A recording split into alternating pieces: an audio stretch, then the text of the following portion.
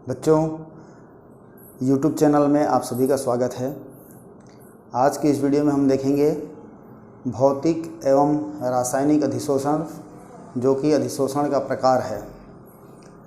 अभी तक हम सीख चुके हैं कि अधिशोषण क्या है, अधिशोषक क्या है, अधिशोषण की घटना क्यों होती है, धनात्मक अधिशोषण, ऋणात्मक अधिशोषण।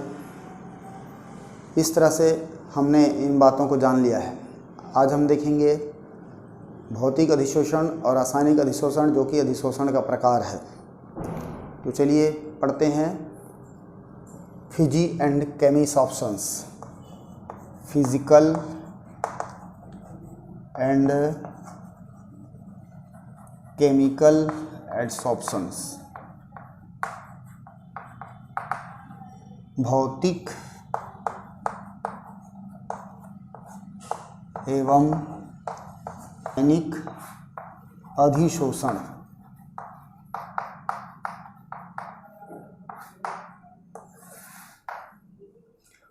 चलिए इसको जानने से पहले हम अपनी कुछ जानकारी को रिकॉल कर लें, जिसमें हमने जाना कि अधिशोषक की सतह पर अधिशोषण होती है, क्योंकि अधिशोषक की पृष्ठ पर उपस्थित अणु में अनबैलेंस फोर्स को बैलेंस करने की टेंडेंसी होती है और इसीलिए वो अपने कांटेक्ट में आने वाले अन्य पदार्थ के तत्वों को या परमाणुओं को आकर्षित करके रोक लेती है। इस घटना को हम अधिशोषण कहते हैं।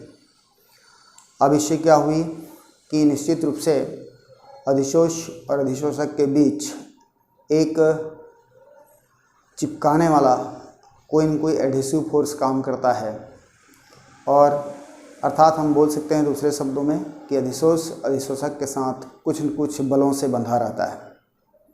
तो इसी पर बल के आधार पर अधिशोषण की दो प्रकार दी गई है, जो कि फिजिसॉप्शन मीन्स भौतिक अधिशोषण, केमिसॉप्शंस मीन्स रासायनिक अधिशोषण कहलाता है। नाम से स्पष्ट है कि यहाँ पर भौतिक अधिशोषण में अधिशोष और अधिशोषक के बीच जो बल होती है वो भौतिक बल होती है, जैसे कि van der Waals force. Means क्या हो जाएगी, फिजिकल एडसॉर्प्शन में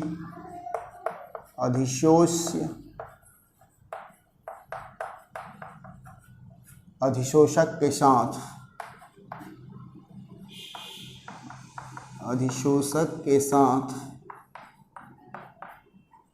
भौतिक बल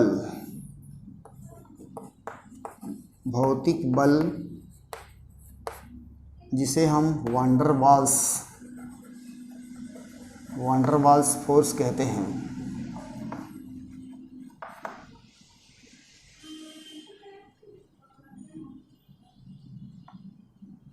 से जुड़ा रहता है या बंधा रहता है। Means in physisorptions adsorbate and adsorbent के बीच जो फोर्स होती है वो वान डेर वाल्स होता है, और चूंकि van der Waals force week होता है इसलिए इसका रेट ऑफ डिसॉर्प्शंस भी ज़्यादा होता है। अब हम आते हैं रासायनिक अधिशोषण, केमिकल एडसॉर्प्शंस। केमिकल एडसॉर्प्शन में अधिशोषक के साथ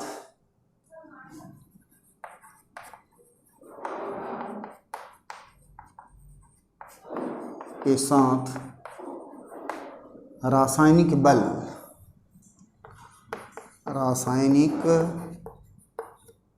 बल मीन्स केमिकल फोर्स या केमिकल बॉन्ड से जुड़ा रहता है।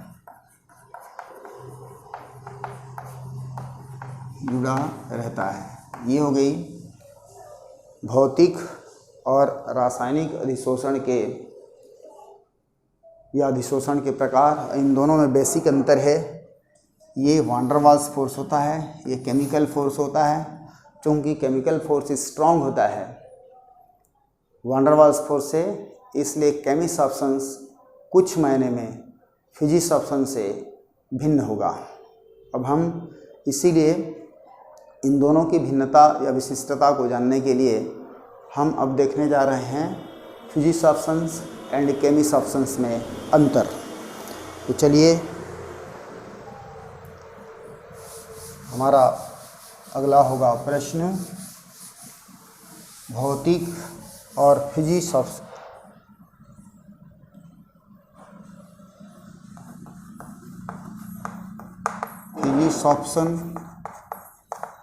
एंड केमिस्ट सब्सटेंस में अंतर, difference between physics substance and chemist substance. इसमें हम लिखेंगे, पेज को 3 बांट लेते हैं। एक हो जाएगा प्रॉपर्टीज, फिर लिखते हैं फिजिकल या फिजिक्स सब्सटेंस, दूसरा हो जाएगा केमिकल एडसॉर्प्शन या फिर केमिस्ट सब्सटेंस। यहाँ पर कुछ बिंदुओं के आधार पर हम इनको स्टडी करने जा रहे हैं। तो यहाँ पर पहला हम देखेंगे बॉन्ड। तो बॉन्ड में क्या होगी, या बंध, बल के आधार पर बोल सकते हैं। अधिशोष्य और अधिशोषक के बीच वान डर वाल्स फोर्स, अधिशोष एवं अधिशोषक के बीच वान डर वाल्स फोर्स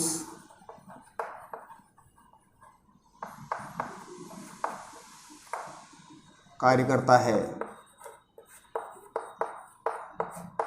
जबकि इसमें इसको अंग्रेजी में एड्सॉर्बेट, इसको अंग्रेजी में एड्सॉर्बेंट बोलते हैं। इसलिए आप बोल सकते हैं एड्सॉर्बेट और एड्सॉर्बेंट के बीच यहाँ पर क्या होती है, केमिकल फोर्स काम करता है। अब इसको मैं शॉर्टकट में लिख रहा हूँ, केमिकल फोर्स काम करता है। अधिशोष्य और अधिशोषक के बीच केमिकल फोर्स काम करता है। ये हो गई हमारी पहली। दूसरी स्थिति अगर देखें हम, तो यहाँ पर एंथैल्पी की बात करें, एंथैल्पी, तो यहाँ पर याद करो, चूंकि एडसॉर्प्शन की प्रोसेस ऊष्माक्षेपी होती है, एक्सोथर्मिक होता है। मतलब जब भी अधिशोष से अधिशोषक के पृष्ठ पर अधिशोषित होता है तो कुछ एनर्जी रिलीज होती है। और चूंकि van der Waals force weak force है, मीन्स इन दोनों के बीच वीक फोर्स बनता है, इसलिए यहाँ पर जो रिलीज एनर्जी है वो क्या होती है, कम होती है। यहाँ पर रिलीज एनर्जी कम होगा, ये होती है 20 से 40 किलो जूल पर मोल के रेंज का होता है, और ये होता है 20 से 40 किलो जूल पर मोल के रेंज का होता है। जबकि इसमें अधिक होती है, और ये 40 से 400 किलो जूल पर मोल के रेंज का होता है। यहाँ अगर देखें तीसरा, उत्क्रमणीयता या रिवर्सिबिलिटी, उत्क्रमणीयता, रिवर्सिबिलिटी, ये क्या होता है, उत्क्रमणीय,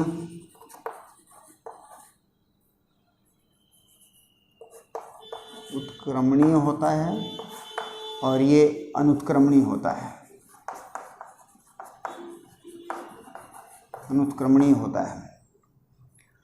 अगला पॉइंट अगर देखें हम, परत, नंबर ऑफ लेयर या परत से संबंधित, ये होता है एक परत, बहुपर्तीय, बहुपर्तीय मल्टी लेयर होता है, मल्टी लेयर और ये होती है मोनोलेयर, मीन्स एक परतीय होता है, मोनोलेड होता है, मोनोलेड होता है। अगला अगर हम इसकी पॉइंट देखें तो यदि हम इसकी इफ़ेक्ट ऑफ टेम्परेचर की बात करें या इसकी रेट की बात करते हैं, दर के अकॉर्डिंग अगर देखें तो शुरू में फास्ट फिर स्लो होती है, शुरू में तीव्र फिर स्लो हो जाती है, फिर धीमा हो जाता है, धीमा हो जाता है। जबकि ये क्या होती है, एक समान दर से, एक समान दर से चलती है,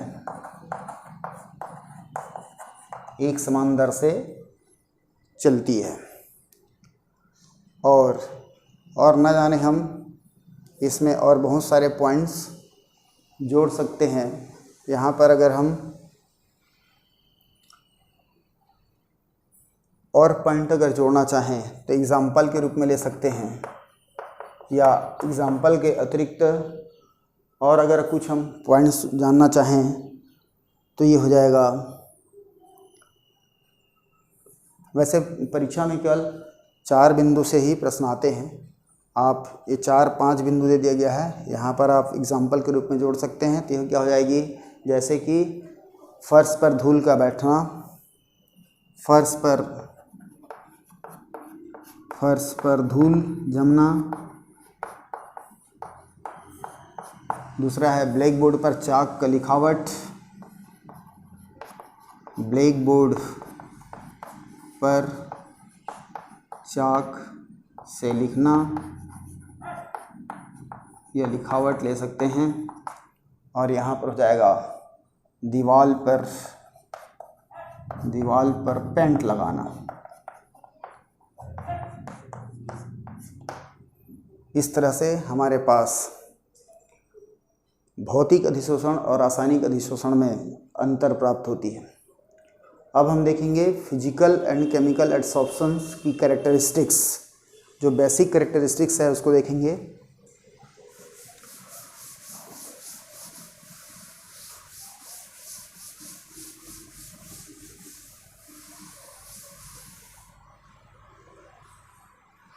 भौतिक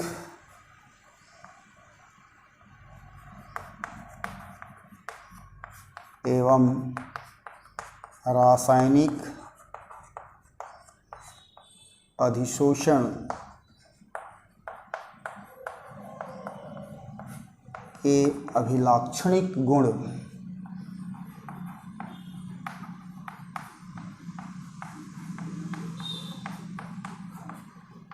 सबसे पहले हम देखेंगे भौतिक अधिशोषण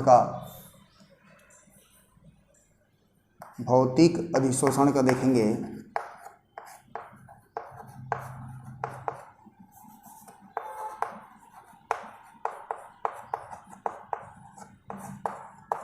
भौतिक अधिशोषण का नंबर फर्स्ट होता है, ये विशिष्टता का अभाव होता है, मीन्स लैक ऑफ स्पेसिफिसिटी। पहला है विशिष्टता का अभाव,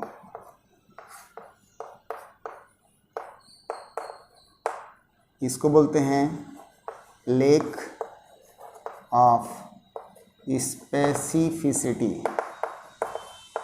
ध्यान दीजिएगा ये क्या बोलता है।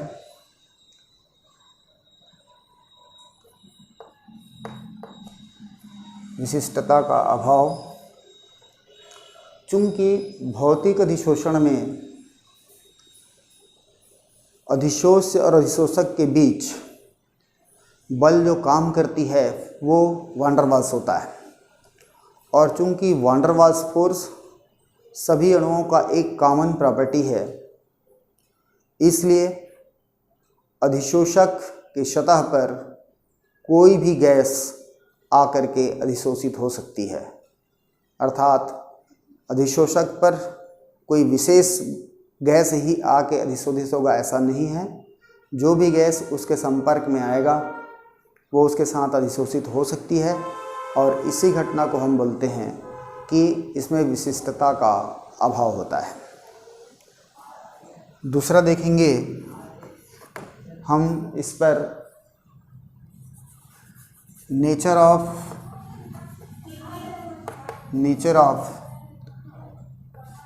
एड्सॉर्बेट या अधिशोष की प्रकृति पर, अधिशोष की प्रकृति पर, अधिशोष की प्रकृति से क्या है,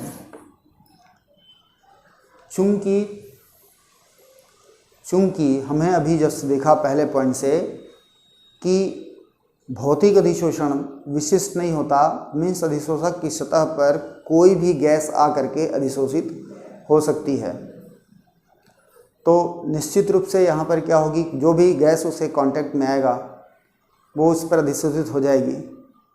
तब हमारे पास एक सामान्य सी प्रश्न उठती है कि मान लो अगर दो या दो से अधिक गैसें यदि अधिशोषक के पृष्ठ के संपर्क में आते हैं तो कौन सी गैस ज़्यादा अधिशोषित होगा, कौन सी गैस कम अधिशोषित होगा, यह इस बिंदु से हमको पता चल जाएगा। और इसको जानने के लिए हमको जानने पड़ेंगे गैस दो प्रकार के होते हैं। देखिए गैस क्या होते हैं, दो प्रकार का हुआ करता है। एक होता है इजीली लिक्विफाइंग गैस, सरलता से द्रव में बदलने वाले, सरलता से द्रवीभूत होने वाले गैस,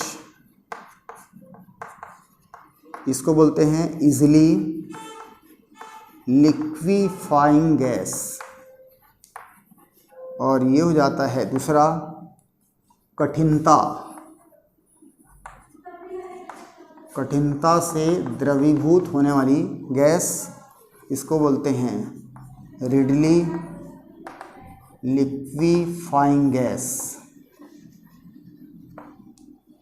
यहाँ पर देखो जैसे हम N2H2 NH3 CO2 जैसे गैसों की अगर हम बात करें तो ये गैसें इजीली लिक्विफाइंग होने वाले हैं, इजीली लिक्विफाइंग होने वाले हैं। और ये गैसें इस टाइप के होते हैं वो रेडली लिक्विफाइंग गैस है। तो हम इसको कैसे याद रखें कि कौन सी गैस इजीली लिक्विफाई होगा और कौन सी गैस रेडली लिक्विफाई होगा। तो सबसे सरल तरीका होगी, पहले हम देखें कि गैस और द्रव में क्या अंतर होता है। तब हम जानते हैं कि गैसों में अंतराणविक बल वीक होता है और द्रव में अंतराणविक बल स्ट्रॉन्ग होता है। जब गैस को द्रव में बदलना है, इसका मतलब, या दूसरे शब्दों में बोल सकते हैं, गैसों में अणु दूर दूर होते हैं, द्रव में अणु पास पास होते हैं। यदि किसी गैस को द्रव में बदलना है तो निश्चित रूप से गैस के अणुओं को पास लाना पड़ेगा, मीन्स गैस को कंप्रेस करना पड़ेगा, तब वो क्या हो जाएगी, द्रव में बदल जाएगा। यदि किसी गैस की अन्योन्य क्रिया या अंतराणविक आकर्षण बल स्ट्रॉन्ग होगा तो उस गैस के अणु को पास लाने में हमको कम बल लगाना पड़ेगा और इसलिए वह सरलता से द्रव में बदल जाएगी। बनिस्पत की वे गैस जिसकी अंतराणविक बल दुर्बल होंगे तो उसके अणु को पास लाने के लिए हमको एक्स्ट्रा बल लगाना पड़ेगा पहले की तुलना में, और इसलिए ऐसे गैसों को हम क्या बोलते हैं, रेडली लिक्विफाइंग गैस की श्रेणी में रखते हैं। चूँकि आप जानते हैं कि जो इंटरमॉलिक्यूलर फोर्स है वो साइज ऑफ मॉलिक्यूल पर डिपेंड करता है। मोर is the size more will be the intermolecular force, ये हम प्रीवियस क्लास से जानते हैं। तो यहाँ पर अगर देखें, हमको अगर गैस की अणु की मॉलिक्यूलर साइज़ पता चल जाए तो बड़ी आसानी से हम बता सकते हैं कि कौन सी गैस इजीली लिक्विफाई होगा और कौन सी गैस रेडली लिक्विफाई होगा। यहाँ पर जो हम एग्जाम्पल ले रहे हैं इसमें देखिए डायटॉमिक गैस है, क्योंकि इसमें 2 परमाणु नाइट्रोजन के मिलकर गैस बनाया है, ये भी डायट एटॉमिक गैस है। और यहाँ पर देखिए टेट्राएटॉमिक गैस है, ये ट्राईएटॉमिक गैस है, ये डायटॉमिक गैस है। तो इस केस पर हम देखें तो चूंकि इन गैसों की आणविक आकार मीन्स मॉलिक्यूलर साइज इनसे अधिक होगी, इसलिए इन पर जो एक्टिंग इंटरमॉलिक्यूलर फोर्स है वो इसके रिस्पेक्ट में क्या होगा, स्ट्रांग होगा। और इसलिए इन गैसों को कम बल लगा करके द्रव में बदली जा सकती है, और इसलिए ये कहलाते हैं इजीली लिक्विफाइंग गैस, और ये कहलाते हैं रेडियली लिक्विफाइंग गैस। यहाँ पर याद रखिएगा कि जो इजीली लिक्विफाइंग गैस हैं उसके ऑलरेडी क्या होंगे, इंटरमॉलिक्यूलर फोर्स स्ट्रांग होता है, इसलिए इनकी रेट ऑफ एब्सॉर्प्शंस, अधिशोषण की जो मात्रा है वो क्या होगी, रेडली के रिस्पेक्ट में ज़्यादा होगा। इसलिए हमारे पास रिजल्ट आती है कि easily liquefying gas has greater absorption than the readily liquefying gas. सरलता से द्रव में बदलने वाली गैसें की अधिशोषण क्षमता कठिनता से द्रव में बदलने वाले गैसों की तुलना में अधिक होती है। और इसी पर हमको क्वेश्चन दे सकता है, मान लो हमको अगर बोलता है N2 और NH3 में कौन सी गैस ज़्यादा अधिशोषित होगा, आसानी से अधिशोषित होगा, या रेट ऑफ एब्सॉर्प्शन ज़्यादा होगा, तो यहाँ पर सीधी सी गेसिंग कर सकते हैं। इसका मॉलिक्यूलर साइज़ छोटा है, इसका मॉलिक्यूलर साइज़ बड़ा है, इंटरमॉलिक्यूलर फोर्स क्या होगी, इसकी स्ट्रांग होगा, मतलब ये क्या होगी, इजीली लिक्विफाइंग होगा, और इजीली लिक्विफाइंग होने की वजह से इसका रेट ऑफ एब्सॉर्प्शन क्या हो जाएगी, अमोनिया की नाइट्रोजन से अधिक हो जाएगा। अगर हमको डायटॉमिक में अगर कंपैरिजन करने के लिए बोलता है, तब हमको इन एटम की साइज़ पर जाने पड़ेंगे। तो आप ज़रूर जानते हैं कि इसकी जो मॉलिक्यूलर साइज़ है वो छोटा होगा नाइट्रोजन से, इसलिए इसकी जो इंटरमॉलिक्यूलर फोर्स है वह वीक होगी इसके रिस्पेक्ट में, मीन्स इसके रिस्पेक्ट में क्या होगी, इजीली लिक्विफाई हो जाएगा, और इसलिए नाइट्रोजन गैस की अधिशोषण क्षमता हाइड्रोजन से अधिक होगी। इस तरह से हम इस टाइप के प्रश्नों को सॉल्व कर सकते हैं।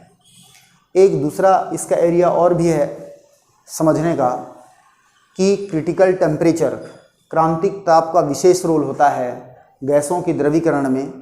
और क्रांतिक ताप क्या होता है, वह ताप होता है, क्रांतिक ताप, किसी द्रव का क्रांतिक ताप वह ताप होता है जिसके ऊपर, देखो यहाँ पे हम लिखते हैं क्रांतिक ताप क्रिटिकल टेम्परेचर, जिसको TC से डिनोट किया जाता है, किसी गैस का क्रांतिक ताप वह ताप है जिस पर या जिसके ऊपर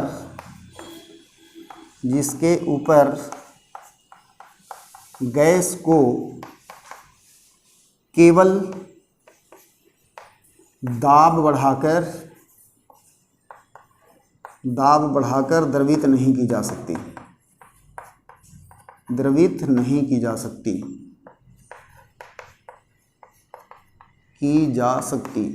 ये कहलाता है क्रांतिक ताप। अब यहाँ याद रखिएगा, जिस गैस की क्रिटिकल टेम्परेचर ज़्यादा होगा वो गैस क्या कहलाती है, इजीली लिक्विफाइंग गैस कहलाता है, और जिसकी क्रिटिकल टेम्परेचर कम होती है वो गैस रेडली लिक्विफाइंग गैस कहलाता है। यहाँ पे हम देखते हैं, यहाँ पे जाएगी, अगर क्रांतिक ताप क्या होती है, अधिक होती है, तो वो किसी गैस का क्रांतिक ताप अगर अधिक होगा तो उसकी लिक्विफाइंग रेट अधिक होगी, या वो कहलाएगा इजीली लिक्विफाइंग गैस कहलाता है, इजीली लिक्विफाइंग गैस। या ऐसा लिख देता हूँ इसको, इजीली लिक्विफाइंग गैस की क्रिटिकल टेम्परेचर क्या होती है, अधिक होती है, और यहाँ पर रेडली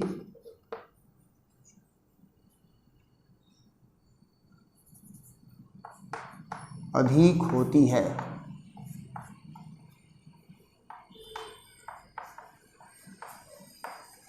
और यहाँ पर क्या हो जाएगी, रेडली लिक्विफाइंग गैस की क्रिटिकल टेम्परेचर क्या होती है, कम होती है, कम होती है। तो यहाँ पर हमको अगर क्रिटिकल टेम्परेचर दो गैसों का दे दिया जाए तो हम बड़ी आसानी से उनकी अधिशोषण की क्षमता या अधिशोषण क्षमता या रेट ऑफ एब्सॉर्प्शंस को बता सकते हैं। जैसे यहाँ पर एग्जांपल के रूप में लेते हैं हम लोग, मान लो हमारे पास दो गैस है, हाइड्रोजन और नाइट्रोजन। तो हाइड्रोजन की क्रिटिकल टेम्परेचर 23 होता है और नाइट्रोजन की क्रिटिकल टेम्परेचर 126 होता है। तो इससे क्या हो जाएगी, स्पष्ट है चूंकि इसका क्रिटिकल टेम्परेचर ज़्यादा है इसलिए इजीली लिक्विफाइंग होगा और इसलिए इसकी अधिशोषण क्षमता क्या होगी, अधिक होगी। ये अधिक हो गया इसलिए क्या हो जाएगी, ये इजीली हो जाएगा, इजीली लिक्विफाइंग में आएगा और ये आएगा रेडली लिक्विफाइंग में। और इसलिए इसकी रेट ऑफ या एड्सॉर्प्शन क्षमता, रेट ऑफ एड्सॉर्प्शंस क्या हो जाएगी, अधिक हो जाएगी। किसके रिस्पेक्ट में, इसके रेट ऑफ एड्सॉर्प्शंस क्या हो जाएगी, कम हो जाएगा। इस तरह से हम प्रश्नों के उत्तर दे सकते हैं। अब उसके बाद अगर हम देखें, जैसे कि हम मान लो अमोनिया और SO2 की बात करते हैं, अमोनिया और SO2 का इसका 406 होता है, इसका क्रिटिकल टेम्परेचर 406 होता है और इसका क्रिटिकल टेम्परेचर होता है 430। अब बताएंगे आप कि किसकी अधिशोषण क्षमता अधिक होगी, तब हम पाएंगे कि SO2 की अधिशोषण क्षमता NH3 से अधिक होगी। ये बात हमको ध्यान में रखना है कि या तो हम खुद आइडेंटिफाई कर लें कि इंटरमॉलिक्यूलर फोर्स क्या है और उसके बेस पर हम उसके अधिशोषण क्षमता को एक्सप्लेन कर सकते हैं, या फिर हमको क्रिटिकल टेम्परेचर याद हो तो भी हम बता सकते हैं कौन सी गैस की अधिशोषण क्षमता क्या होगी। ये है हमारा अधिशोषण। अब हम तीसरा इस पर देखने जा रहे हैं। तीसरा इसकी प्रॉपर्टी होगी nature of adsorbate, nature of adsorbate या सॉरी एड्सॉर्बेंट, अधिशोषक की प्रकृति पर। यहाँ पर अधिशोषक की प्रकृति का मतलब है अधिशोषक की सरफेस एरिया, सरफेस स्ट्रक्चर से है। तो यदि मान लो सरफेस स्ट्रक्चर में अगर पोरस होगा, किसी भी अधिशोषक की सरफेस स्ट्रक्चर पोरस होगा तो उसमें अधिशोषण की क्षमता अधिक होगी, या किसी अधिशोषक के पृष्ठ अगर खुरदरा होगा तो भी क्या होगी, अधिशोषण की क्षमता अधिक होगी। किसकी तुलना में, यदि किसी अधिशोषक की सतह चिकनी है तो खुरदरे अथवा पोरस सरफेस वाले अधिशोषक की अधिशोषण क्षमता क्या होगी, चिकने अधिशोषक सतह वाले पदार्थ की तुलना में अधिक होती है। अब अगर हम देखने जा रहे हैं इस पर activation of adsorbent, activation of adsorbent, यहाँ ध्यान रखना है आपको कि एक्टिवेशन ऑफ एड्सॉर्बेंट का आशय है कि अधिशोषक की सतह पर अधिशोषण क्षमता को बढ़ाना। इसका मतलब है, इट मीन्स, इसका मतलब है अधिशोषक की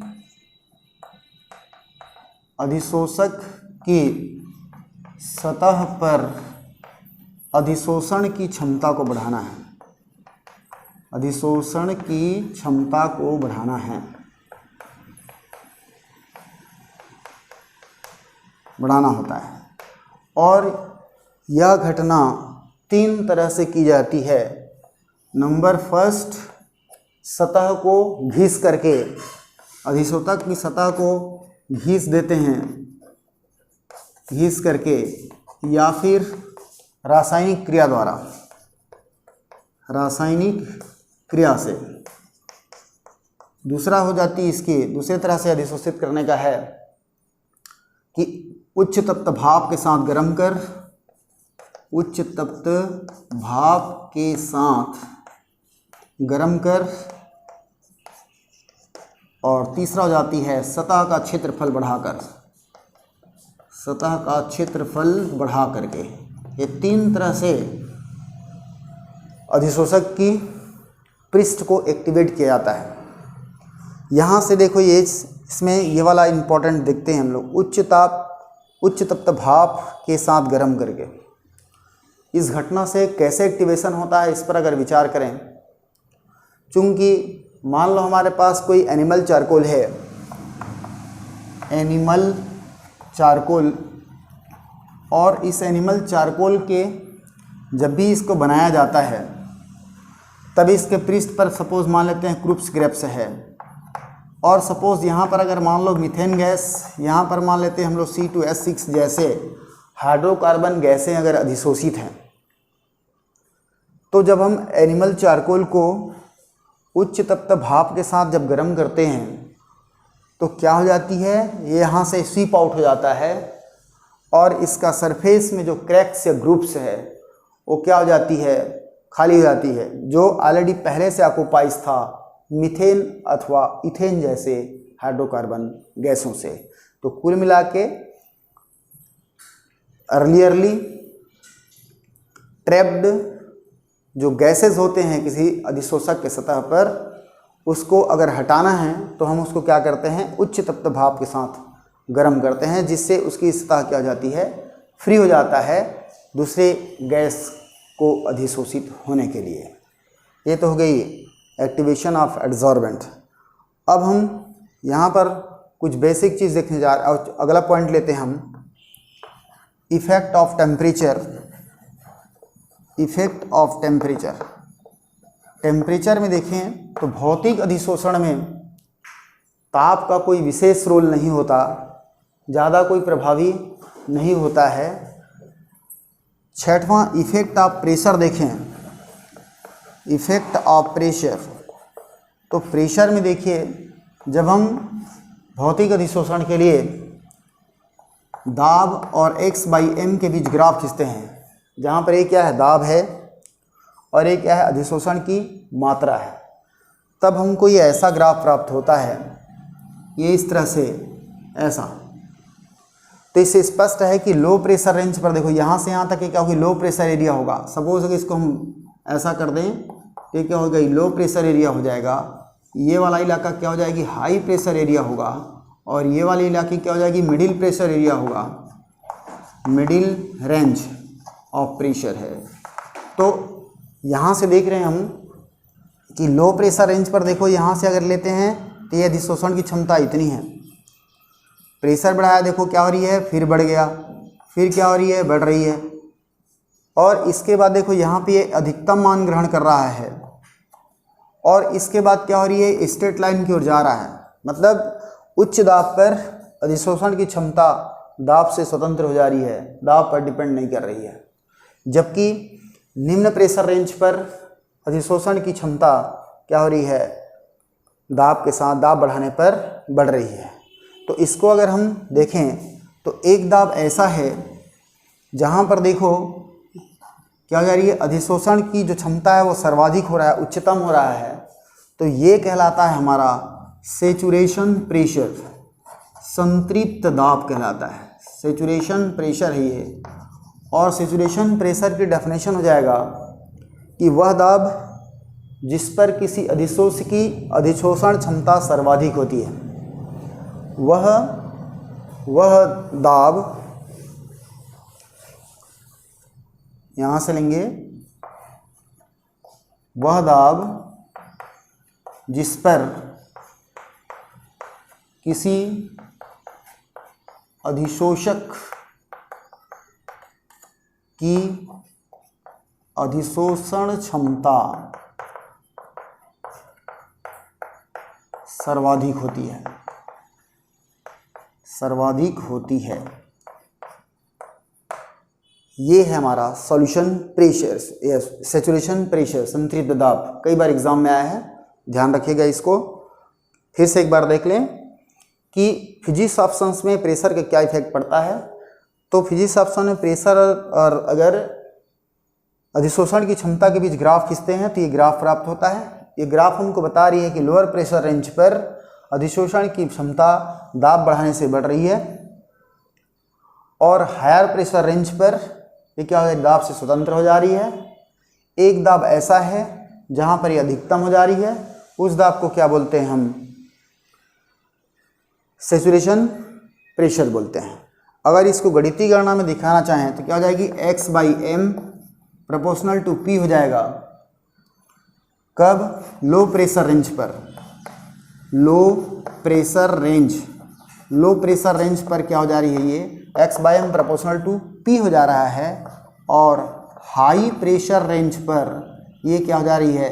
दाब से स्वतंत्र हो जा रही है। Means we can write this as p⁻0। ये हमको ध्यान रखना पड़ेगा। अब हम चलते हैं केमिस ऑप्शंस की ओर। तो केमिस ऑप्शंस को अगर इसी के अकॉर्डिंग स्टडी करें तब हमको मिलेगा, यहाँ पहला मिलेंगे, ये हो जाएगा विशिष्ट। नहीं, क्या होता है? विशिष्ट होता है, क्योंकि केमिस ऑप्शंस में अधिशोषक और अधिशोषक के बीच रासायनिक बल काम करता है। रासायनिक बल मीन्स रासायनिक बंध बनाता है, और इसलिए यहाँ पर क्या होती है? कोई विशेष अधिशोषक किसी विशेष अधिशोष्य को ही के साथ बॉन्ड बना सकती है, इसलिए क्या होता है? ये विशिष्ट होता है। दूसरा है यहाँ पर नेचर ऑफ एड्सॉर्बेंट। तो यहाँ पर भी क्या होगी? ये तो सेम होगा उसके जैसा।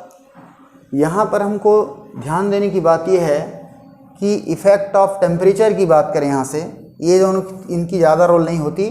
इफ़ेक्ट ऑफ टेम्परेचर में अगर देखते हैं हम एक आपका 5वां पॉइंट के रूप में, तो यहाँ पर क्या होगी कि जब ताप की बात करते हैं हम लोग, तो हम जानते हैं कि हर रासायनिक अभिक्रिया, रासायनिक अधिशोषण में अधिशोष्य और अधिशोषक के बीच रासायनिक अभिक्रिया हो रही है, और हम जानते हैं कि रासायनिक अभिक्रिया किसी पर्टिकुलर टेम्परेचर पर होती है और ताप बढ़ाने पर क्या होती है? वो बढ़ती है।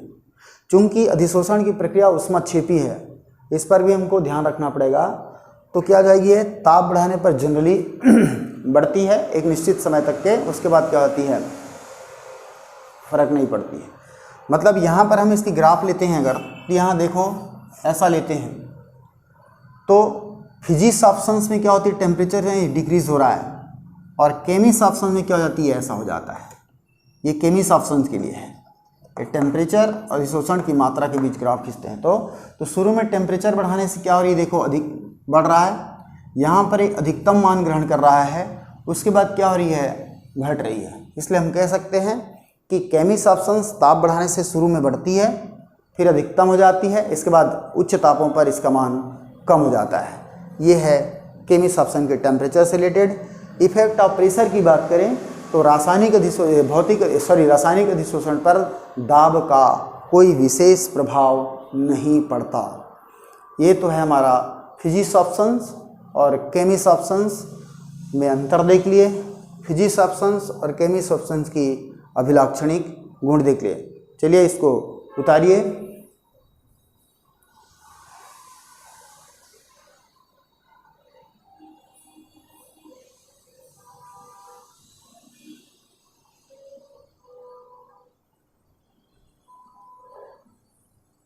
चलिए, और बाकी इसकी छोटी मोटी बातें मैंने आपको भौतिक अधिशोषण और रासायनिक अधिशोषण के अंतर में एक्सप्लेन कर दिया था।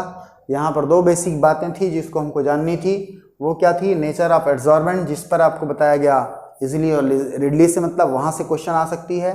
नेचर ऑफ एड्सॉर्बेंट की बात की गई, तो यहाँ पर सरफेस एरिया को क्या करके भी हम एक्टिवेशन बढ़ा सकते हैं, ये एक्टिवेट कर सकते हैं। और यहाँ पर इफेक्ट ऑफ टेम्परेचर का फिजिक्स ऑप्शंस केमिस ऑप्शन पर क्या असर पड़ता है वो महत्वपूर्ण थी, और इफेक्ट ऑफ प्रेशर का physics option and Cummins option पर क्या असर पड़ती थी, ये बेसिक बातें थी। तो चलिए आज के वीडियो में इतना ही। तब तक आप हमारे साथ बने रहिए। धन्यवाद।